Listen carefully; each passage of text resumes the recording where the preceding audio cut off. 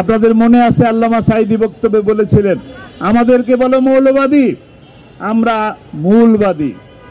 মূলবাদী কারা? যারা কোরআনের সাথে থাকে, ইসলামের সাথে থাকে, যারা দেশের সপক্ষে থাকে, তারাই মূলবাদী।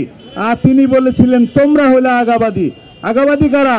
যারা দেশের পক্ষে থাকে না, যারা সময়ে তসবি টিপে আর হইল মাথার উপরে পট্টি লাগায়, তারা হইল আগাবাদী। বাংলাদেশে বেশি বাড়াবাড়ি করবা না। যদি বেশি বাড়াবাড়ি করো 12 কোটি মুসলমান গোড়া ধরে ধাক্কা মারবে। যাবে কোথায়? যাবে কোথায়? গেছে কোথায়? আল্লামা সাঈদীকে বলা হয়েছিল রাজাকার। তিনি বলেছিলেন কোন বৈধ পিতার সন্তান আমাকে রাজাকার বলতে পারে না। তো তিনি বলেছেন, আমাদের সাবেক প্রধানমন্ত্রী তিনি বলেছিলেন শেখের বেটি পালায় না, কিন্তু শেখের বেটি কিন্তু ঠিকই পালিয়েছে। প্রমাণ করেছেন আল্লামা সাঈদী বলেছেন, যারা আমাকে রাজাকার বলে তারা অবৈধ পিতার অবৈধ সন্তান। কাজেই প্রমাণ হয়ে গেছে কোনটা বৈধ আর কোনটা অবৈধ।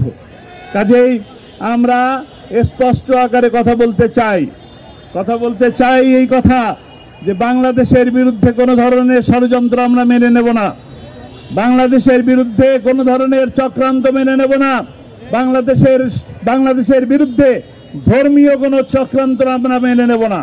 এই শাহবাগ থেকে আমরা বলবো, এই শাহবাগ থেকে আমরা জানাতে চাই, বাংলাদেশে সাম্প্রদায়িক সম্প্রীতি বজায় রেখে একটি ইনসাফ ভিত্তিক কল্যাণময় রাষ্ট্র গঠন করবো ইনশাআল্লাহ। আমরা কি রাজি আছি? আমরা রাজি আছি?